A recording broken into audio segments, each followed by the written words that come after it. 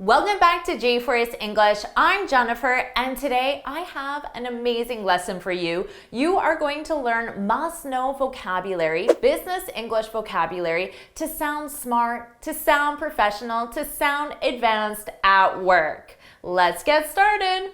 First, you're going to learn 50 English phrases to help you sound professional at your next job interview. Now, pay close attention because all of these phrases will really impress the interviewer and help you make sure that you get the job. Let's get started with the first question that you're going to be asked. Tell me about yourself. When you're asked this question, you absolutely must use the expression, I have more than, over, or almost 10 years of experience. And then you can add as a and your job title. As a project manager, as an accountant. Don't forget that article. It's very important that it's there before your job title. Now, you can also talk about your experience in a particular field. I have almost 20 years of experience in the project management industry. I have more than 15 years of experience in the IT sector. So you can use field, industry, or sector. Now, notice you have more than or over. That's when the number is greater than. And then you have almost. That's when the number is less than. So if you actually have 13 or 14 years of experience, well, it sounds better to use a round number like 15. So you can say almost 15 years of experience if you have 13 or 14. Now, you can add to this and tell us more about your responsibilities in that role. So you can say, in this role, which is your role as a financial analyst, in this role, you could also say in that role, it doesn't matter, in that role, I was responsible for. Or you can say, I am responsible for, was if you're viewing the role as complete, and I am responsible for if you're currently doing that role. I was responsible for. Now, after this, we need a gerund verb. So you can use many different verbs to talk about your experience. These are the most common verbs you can use. In this role, I was responsible for managing, overseeing, leading, coordinating, creating, developing, reviewing, improving, streamlining, and analyzing. Of course, you can use other verbs, but these are the most common. Now, streamlining, this means improving the efficiency or effectiveness. So as a financial analyst, you could say, I have over 20 years of experience as a financial analyst in the IT industry. In this role, I'm responsible for overseeing a team of 15 people, and I'm responsible for streamlining our operations. Now, in a job interview, you absolutely want to use more academic or formal adjectives. You don't want to say, I have a lot of experience. That doesn't sound very strong or convincing. It sounds a lot more impressive if you say, I have extensive experience. I have significant experience. So those are two must-know adjectives that you should use in job interviews. Extensive and significant, which simply is a more formal way of saying a lot of. I have significant experience. And again, after this, you need a gerund verb. You can use any of the verbs I've already shared, and of course, you'll have specific verbs for your industry and your specific job title. I have extensive experience creating international marketing campaigns for a variety of industries. Now, after this expression, I have significant, extensive experience, you could also use a noun. I have significant project management experience. I have significant financial analysis experience. So you don't have to use a gerund verb, you could also use a noun. If you're asked about your education or your credentials, you can simply say, I have a Bachelor of. I have a Bachelor of Science, a Bachelor of Arts, a Bachelor of Engineering, whatever that may be. Now, you can end it there, but you may also choose to identify the school and the year you graduated. Those aren't requirements, but if you went to a prestigious or well-known school, or you recently graduated, those might be useful details to include. I have a Bachelor of Science from Cornell. I graduated in 2020. You could also use the verbs received or obtained, which are more formal than have. However, it's extremely common to use the verb have. I have a bachelor, I have a master, but you can absolutely use received or obtained to use the more formal version. I received my Master of Education from Cornell in 2020. I obtained my Master of Engineering from MIT in 2019. If your credential is a certification, you can use the verbs I received, I completed, or I obtained. I completed my PMP in 2019. Now notice here I use an acronym, PMP.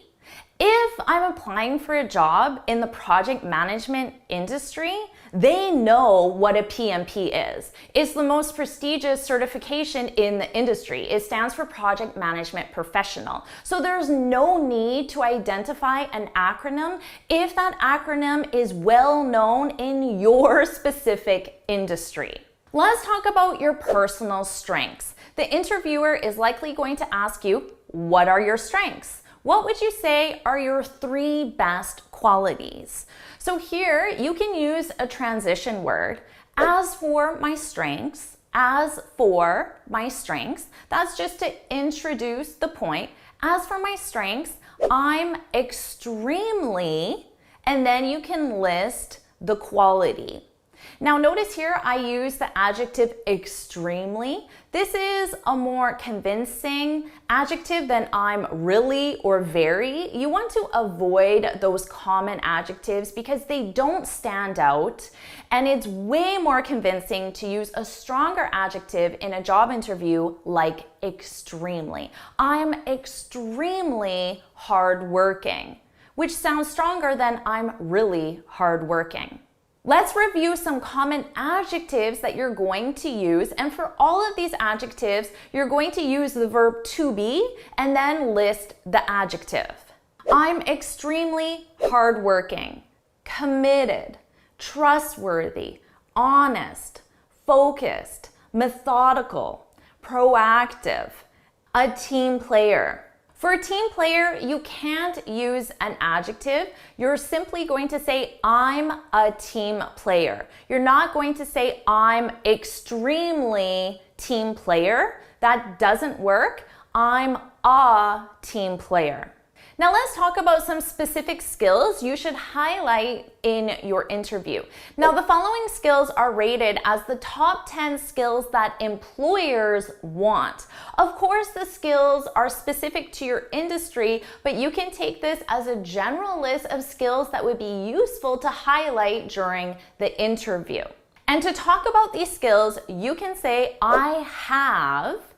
And for an adjective, you can say, I have advanced, I have superior, I have excellent, and then you list the skill. I have excellent time management skills. I have superior communication skills. I have advanced adaptability skills. The other top 10 skills are problem solving, teamwork, creativity, leadership, interpersonal skills, attention to detail, and work ethic. For work ethic, we have a very specific adjective, and that's strong. I have a strong work ethic. So this is the specific expression for work ethic. I have a strong work ethic. So let's say you want to show off your communication skills. I have superior communication skills. Now let's say the interviewer wants to know why you're interested in this specific position.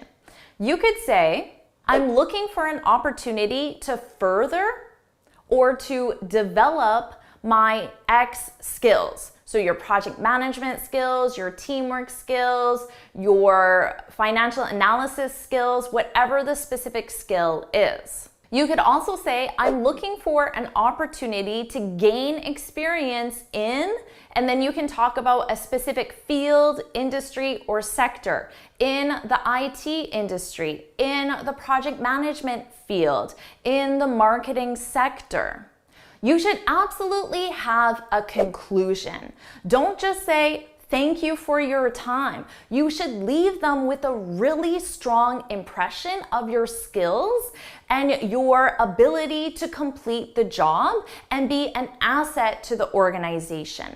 So you can say, I believe that, I know that, I'm confident that my extensive project management skills would make me a valuable asset to your company, your team, your organization. And I look forward to the opportunity to contribute to your goals. Of course, you should take this and adapt it to your specific industry or role, but you absolutely want a strong conclusion statement to impress the interviewer. Now let's move on, and you're going to learn how a native speaker records their voicemail message. A voicemail message is so important because what if the person is calling you to offer you the job, you don't answer, they hear your voicemail message, and it sounds really unprofessional? That could cause them to not offer you the job or a client to not do business with you. So this next section will make sure you have a professional and natural voicemail message. So here we have Sophia. Let's take a look at her voicemail message to see what information we should include. So here's her message. Hello, you've reached Sophia Sanchez, Senior Project Manager at Google. I'm sorry I missed your call. Please leave me a message and I'll get back to you as soon as possible. Thank you.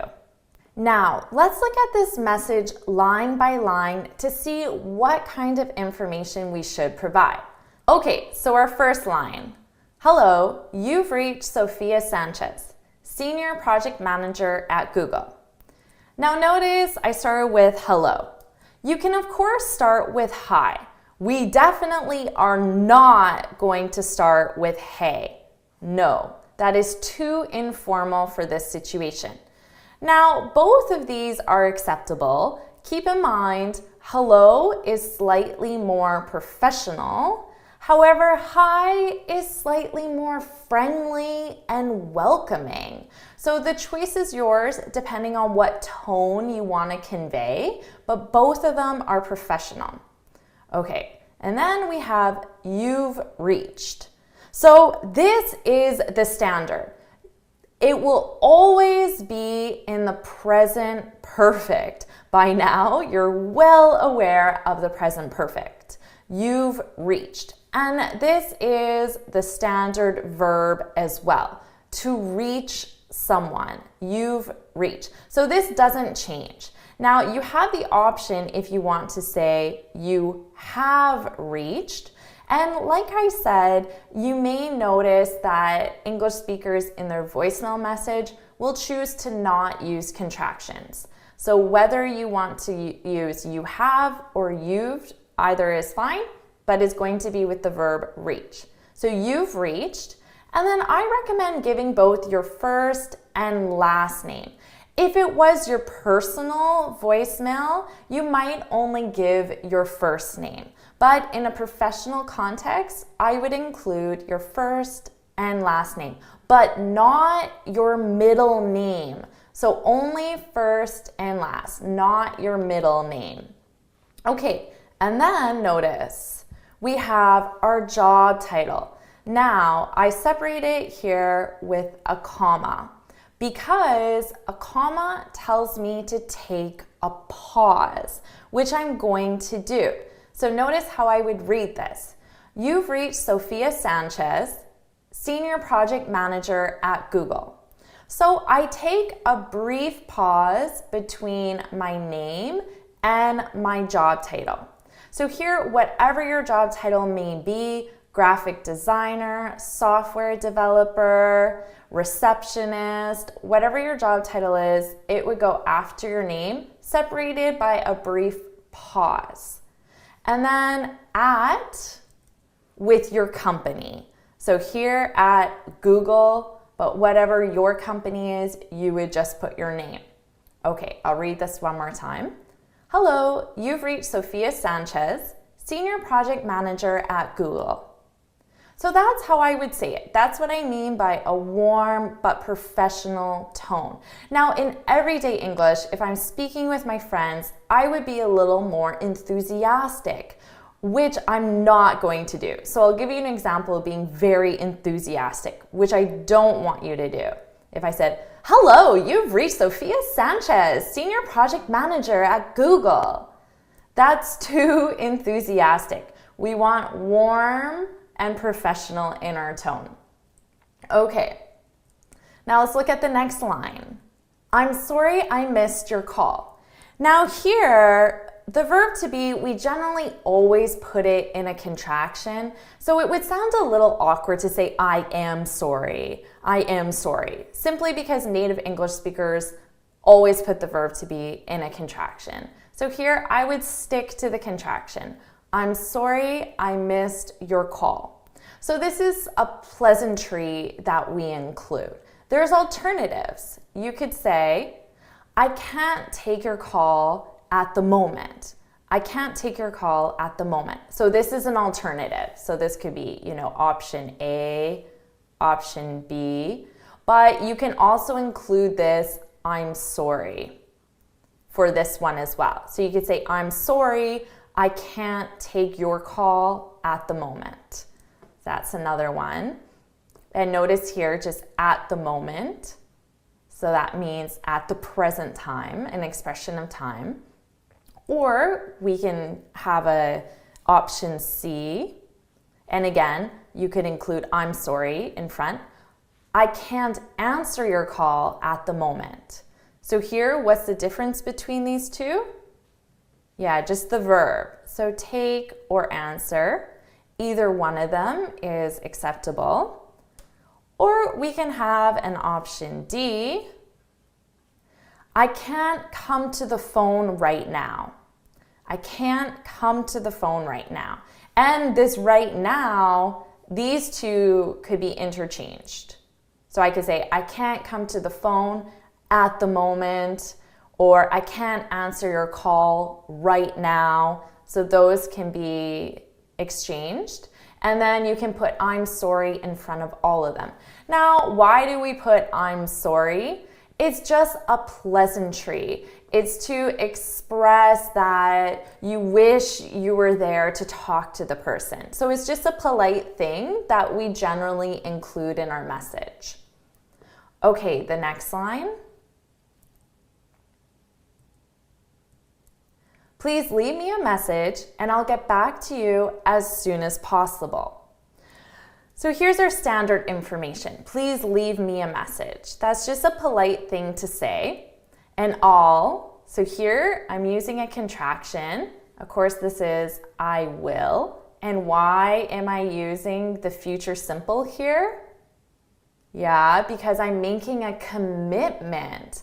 That's why I have it in the future simple, for a commitment. And I'll get back to you as soon as possible. So here, this as soon as possible, this is an expression of time reference, and there could be alternatives you could include here. Okay, But this get back to you, that's a pretty standard expression. Now let's look at some alternatives. So notice it starts the same. Please leave me a message and I'll return your call as soon as possible. So here instead of saying get back to you, is just return your call.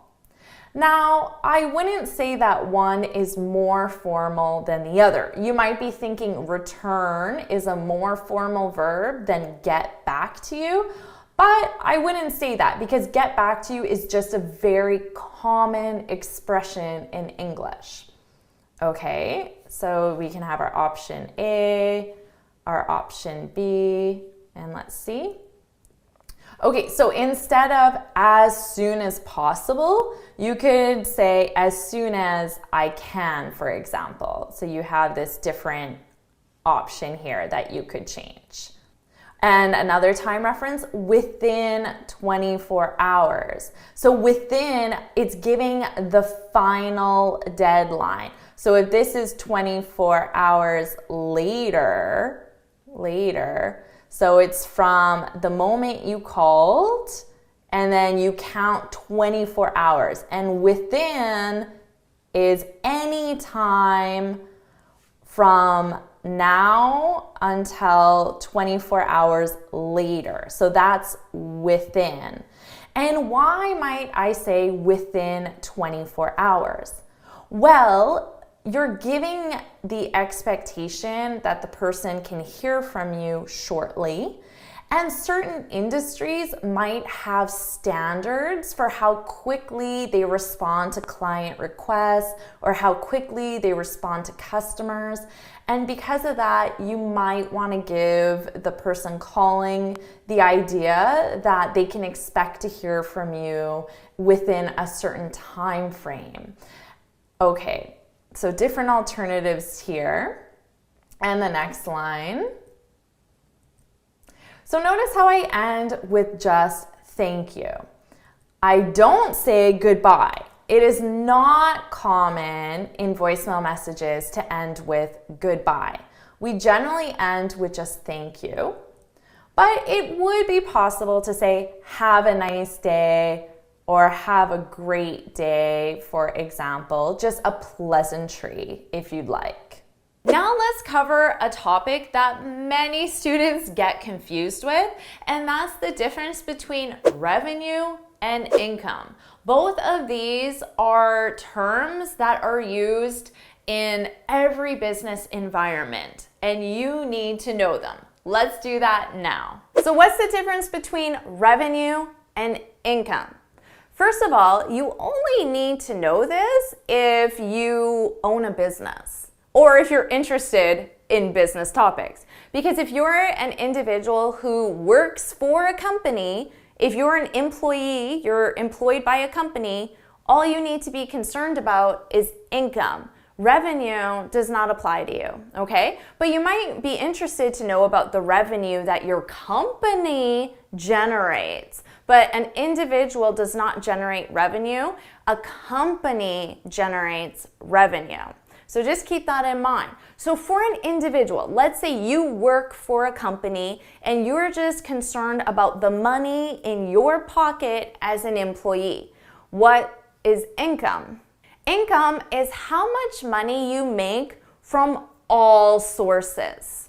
All sources, okay? So what does that mean, all sources? Well, let's say that you are a full-time employee, okay? And let's say you have a salary and you make $75,000 a year. But in addition to your full-time employment, you're also an artist. And you like to paint in your spare time. But twice a year, you go to art shows on weekends and you sell your art.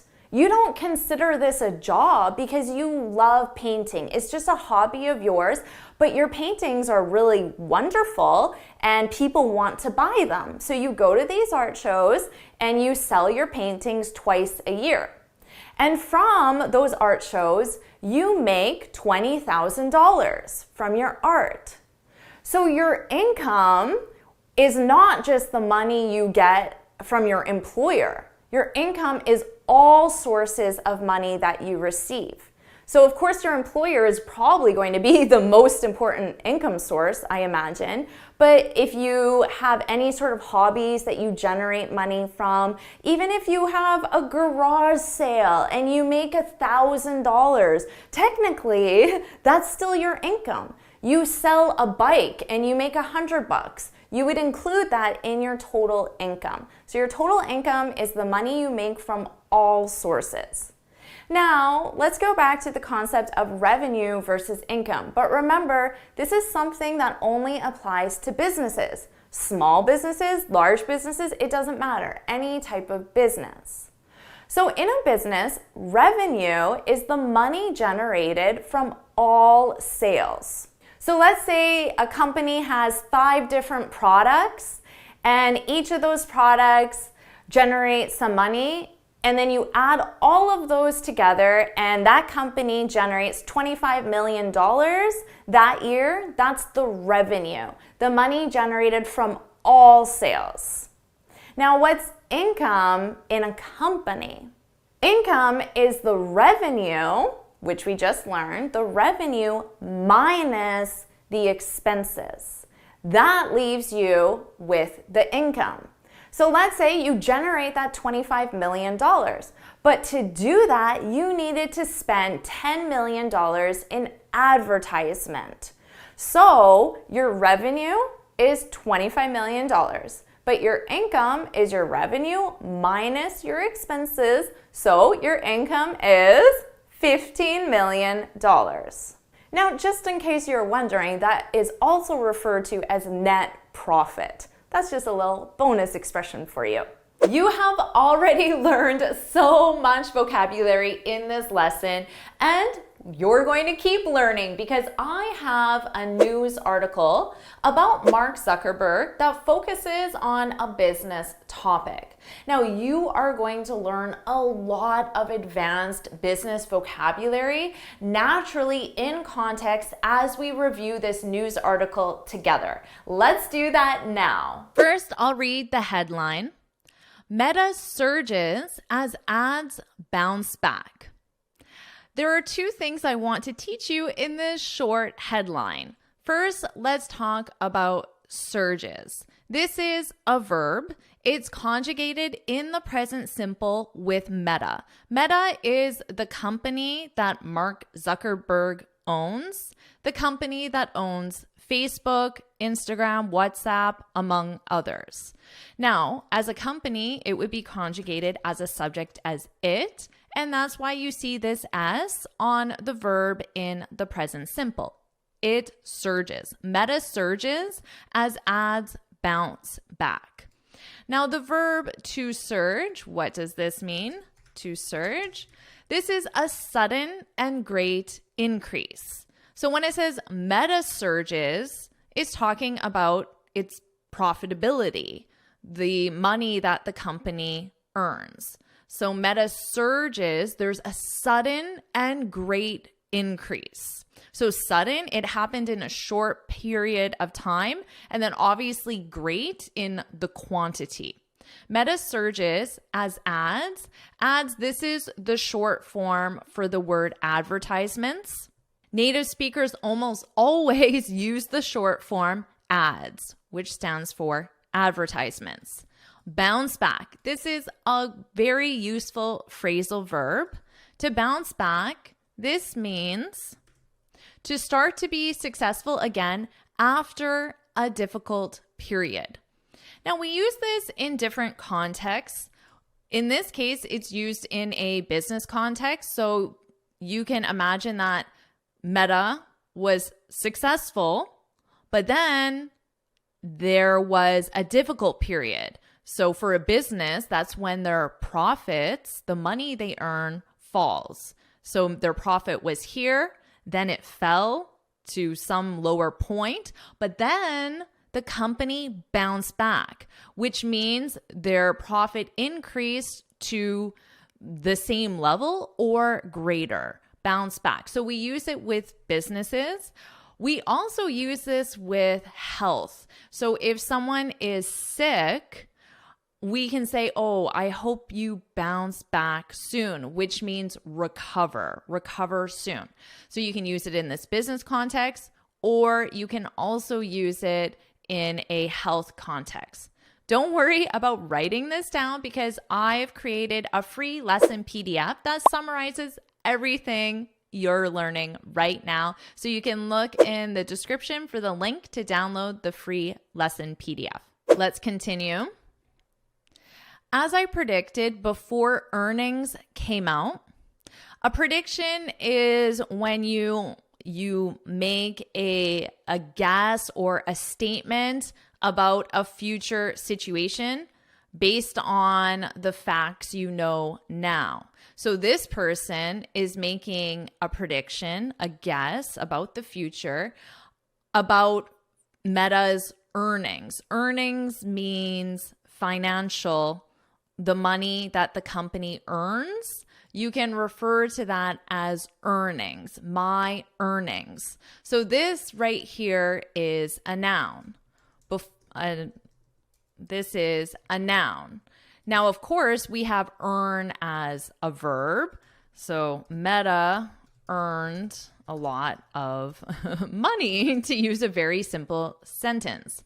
So you could say Meta's earnings, to use the noun form. Meta's earnings were very high, or Meta's earnings surged, to use the verb that you now know. As I predicted before earnings came out, Meta not only had its second straight quarter of positive revenue growth, but it also exceeded expectations. Okay, before we continue, let's talk about this word here, quarter, because as you can see, we have it here, quarter, Q4, Q2. So you'll see this a lot in this article, and any business related, financial related article or news story, you will see this.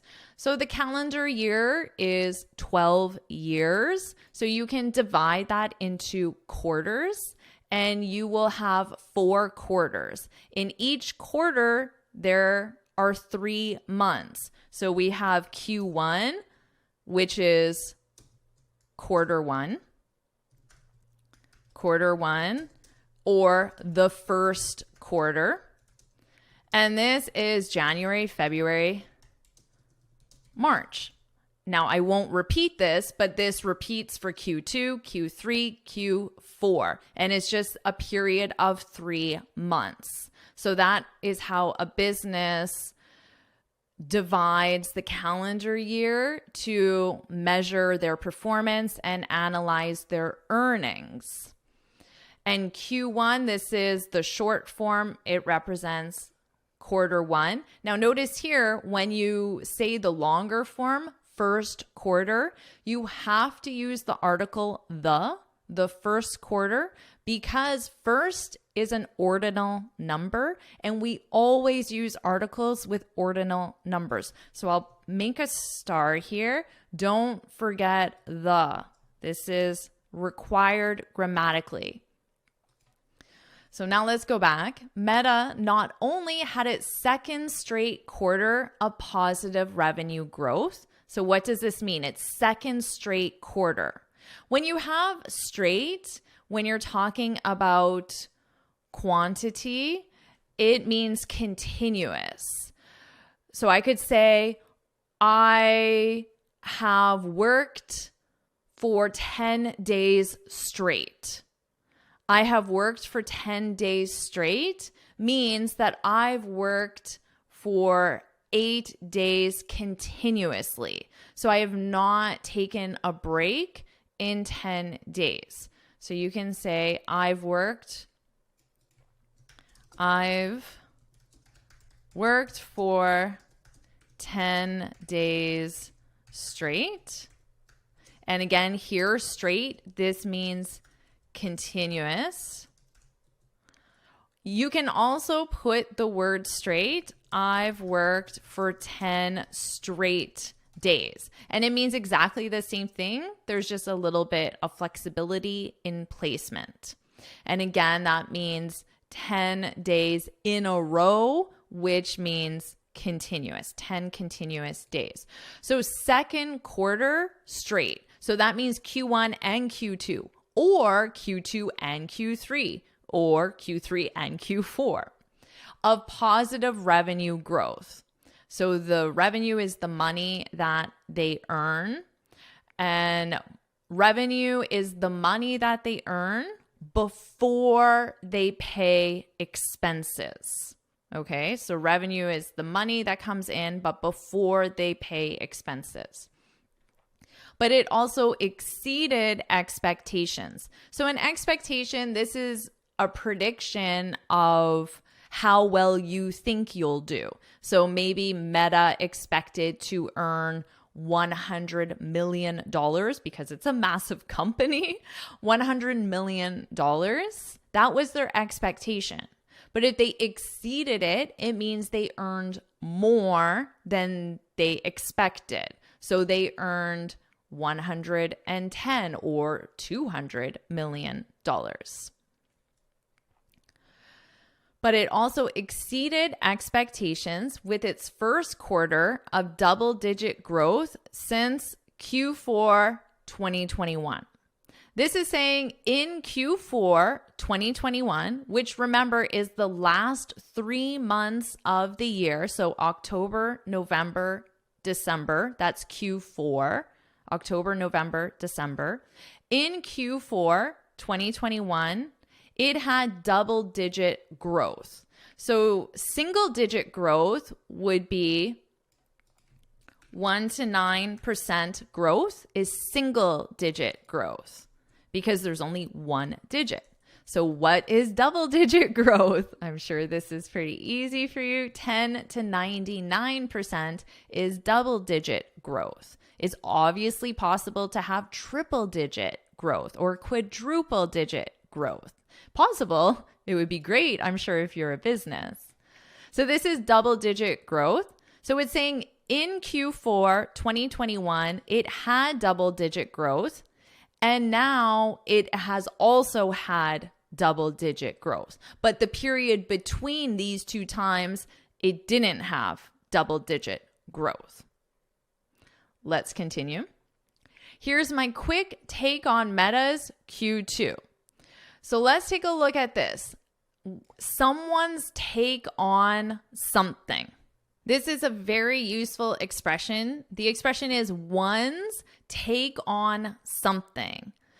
And this means one's opinion about a situation or idea. So your take is your opinion or your idea. So for example, it's very common to ask someone, what's your take on that? You might share an idea. Oh, we should go on vacation to Germany this year. What's your take on that? You're asking them, well, what do you think about the idea I just shared with you? What's your opinion? What's your take on, and then that being whatever I just said. Of course, you can actually provide what you just said instead of saying that. For example, what's your take on the Threads versus Twitter debate? Because this article is about Meta. Meta just created this new social media platform called Threads, which is a direct competitor to Twitter. So I'm asking you, what's your opinion on Facebook, Meta, now competing against Twitter? What's your take on that? What's your take on Threads versus Twitter? So feel free, if you have a take on that, feel free to share your take in the comments below. Okay, let's continue. With 2 straight quarters of positive revenue growth and the first quarter of double-digit revenue growth since late 2021, this is very repetitive of what we just learned, so you can review the explanation. I won't explain it again. Meta's year of efficiency is off to a strong start. This is a great expression as well, but notice when you're learning new expressions, you have to learn the entire grammatical structure. So here the expression is to be, our verb to be, of course, our verb to be needs to be conjugated. In this case, the verb to be is being conjugated with Meta's year of efficiency, which as a subject, what subject would that be? Well, it's it. And I know it's it because my verb is to be as is, and that's the conjugation with it. It is off to a strong start. So here the expression is to be off to a X start. And then in this expression, X equals an adjective. It can be a positive or a negative adjective. And this just describes the performance of the beginning of something. So let's say you're in a new class. You're learning how to play guitar. You might say, I'm off to a great start. Great start. I already know 3 songs. So you're describing the performance of the beginning. And in this case, it's the beginning of learning guitar. It can be the beginning of anything. Our vacation is off to a rough start. A rough start would be negative. Our vacation is off to a rough start because our flight was delayed for 5 hours and then they lost our bags. So that's the start of your vacation and it's not going very well. So you can say off to a rough start. Let me write this for you. Here it is. Our vacation is off to a rough start. And then you can explain why. Our flight was delayed. They lost our bags. Our hotel was terrible. You can explain all the reasons why. Hopefully, that is not the real situation. Obviously, you want to be off to a great start, amazing start, wonderful start. Remember, you can choose any adjective you want to replace X. So Meta's year of efficiency is off to a strong start. If the company can continue this momentum into the next 2 quarters, that being Q2 and Q3 or Q3 and Q4, it will exit 2023 in a much better position than it entered the year.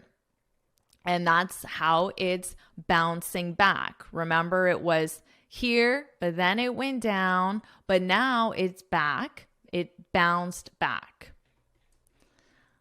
Let's continue. There's a lot of feel good about when it comes to Meta right now. There's a lot to feel good about. I was thinking that doesn't sound right. There's a lot to feel good about when it comes to Meta right now. So if you feel good about something, it means that there's positive feelings. And obviously because they are doing very well because they're off to a strong start. There's a lot to feel good about when it comes to Meta right now. It has been able to maintain decent growth. Decent, this is an adjective that means good, but not amazing. So if I say the food is decent at a restaurant, you know it's good, but it's not amazing. So if you ask me, oh, how was the movie? How was the food? How was the hotel? And I say, decent, good, but not necessarily great. Good, but not great. Decent.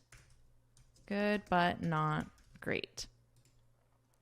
To maintain decent growth in monthly and daily active users across both Facebook and its family of apps. And it has seen strong performance from Advantage, its AI-driven suite of ad automation tools. Remember, ad is short for advertisement. Native speakers almost always shorten this word, advertisement. Automation tools, as well as good momentum for advertiser demand on Reels. While its competitor Snap, I've never heard of Snap. Have you heard of Snap? I haven't. If you have, share in the comments. Clearly a competitor to Meta. While its competitor Snap has yet to emerge from its own advertising slump. Notice I said ad is short for advertisement, but here we have advertiser, who is the person advertising, and then advertising is the verb. But for advertisement, this is the one we shorten. Emerge from its own advertising slump. A slump, this is when there's a decline. So slump, visualize going down. And it goes down in terms of price, sales, or volume. In this case, it's advertising slump. It's most likely the volume, the number of people who want to advertise on this platform, on Snap. Meta has been able to successfully turn around its business. This is a great phrasal verb as well. When you turn something around, it means you take a situation from negative to positive. I wrote that definition here. Now, this could be a great one to combine with the expression off to a adjective start, especially when it's negative, because this expression is when you take something from negative to positive. So remember the example I gave was, our vacation was off to a rough start. And remember, you have your verb to be that you have to conjugate. In this case, it's conjugated with the subject, our vacation, it, and the time reference is the past. So this is the past simple. Our vacation was off to a rough start. Not good. So a negative situation, but we turned it around. So we took our vacation from negative to positive. And of course, you can provide more information on why it was negative and how you turned it around. So how you got it from negative to positive. So excellent expression that you can combine with the other one you learned. Let's continue.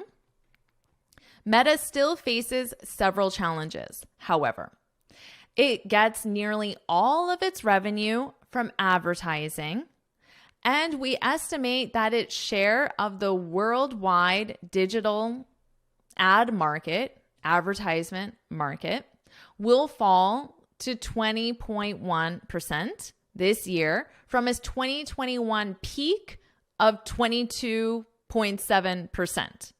Okay, its peak of 22.7, when you describe something as its peak, we'll just think of a mountain, and the top of a mountain is the peak, right? And the top of the mountain is the highest point. So when you say the prices peaked at X number, then that means that's the highest the prices are expected to go. And then after that, they might fall. So here, the market will fall to 20.1. So at this time in 2021, the market was at 22.7. By saying it's the peak, is saying this was the highest point and they don't expect it to go higher. This was the peak. So from this, you have no place to go but down because you're at the top of the mountain. So just visualize the top of the mountain when you think of peak. So the highest. It's facing significant competition from TikTok and Amazon. And while Meta may be talking less about the metaverse these days, it is still determined to make the metaverse a reality. And the massive losses in its Reality Labs division, so I guess this is the name of the group within the company that works on the metaverse. The Reality Labs division, they work on metaverse, are adding up. So the losses, the obviously financial losses, they're adding up. So adding up, this is a phrasal verb that means accumulating. So you had this loss here, this loss, this loss, this loss. And then if you add them up, you have a total amount that is obviously a lot bigger than the individual amounts. The company also faces incredibly tough competition in generative AI. I'm not too sure what generative AI is. I'm sure there are students watching this who do know. A lot of probably people in the software development engineer world. So feel free, let me know what generative AI is. Artificial intelligence, that's AI, but I don't know what generative AI is, including from OpenAI and Google. 4, these things will weigh on Meta in the second half of the year. So remember, the first half of the year would be Q1, Q2, and the second half of the year would be Q3, Q4. Let's take a look on weigh on. When something, these things, the article previously mentioned, when something weighs on someone, Meta is a company, so someone or something, a company, it simply means that whatever those things are making you worried or unhappy. So to weigh, just imagine something physically is weighing on you. It's bringing you down in terms of your emotions. For example, my upcoming IELTS exam is weighing on me, is another way of saying is making me worried, making me unhappy because you have a lot of nervousness around that exam. Hopefully not, just an example, but that is something you could say. And I know a lot of students have told me that. These things will weigh on Meta in the second half of the year. And remember that second half is Q3 and Q4 combined. But thanks to the momentum of a better than expected Q2, it will be in a stronger position to face those challenges.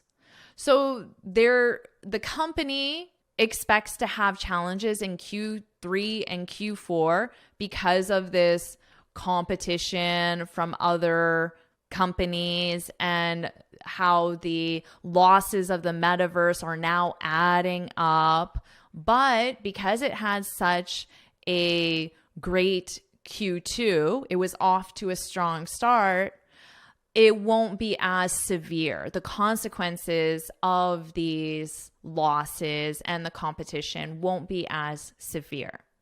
So that's why it's in a better, stronger position to face those challenges.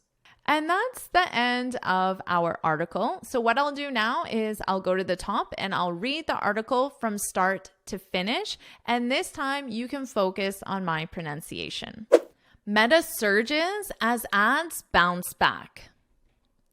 As I predicted before earnings came out, Meta not only had its second straight quarter of positive revenue growth, but it also exceeded expectations with its first quarter of double-digit growth since Q4 2021. Here's my quick take on Meta's Q2. 1. With 2 straight quarters of positive revenue growth and the first quarter of double-digit revenue growth since late 2021, Meta's year of efficiency is off to a strong start. If the company can continue this momentum into the next 2 quarters, it will exit 2023 in a much better position than it entered the year. 2. There's a lot of feel good about when it comes to Meta right now. It has been able to maintain decent growth in monthly and daily active users across both Facebook and its family of apps, and it has seen strong performance from Advantage, its AI-driven suite of ad automation tools, as well as good momentum for advertiser demand on Reels. While its competitor, Snap, has yet to emerge from its own advertising slump, Meta has been able to successfully turn around its business. 3. Meta still faces several challenges, however. It gets nearly all of its revenue from advertising, and we estimate that its share of the worldwide digital ad market will fall to 20.1% this year from its 2021 peak of 22.7%. It's facing significant competition from TikTok and Amazon. And while Meta may be talking less about the metaverse these days, it is still determined to make the metaverse a reality. And the massive losses in its Reality Labs division are adding up. The company also faces incredibly tough competition in generative AI, including from OpenAI and Google. 4. These things will weigh on Meta in the second half of the year. But thanks to the momentum of a better than expected Q2, it will be in a stronger position to face those challenges. If you like this lesson, then make sure you subscribe because I post lessons like this every single week. And you can get this free speaking guide where I share 6 tips on how to speak English fluently and confidently. You can click here to download it or look for the link in the description. And why don't you get started with your next lesson right now?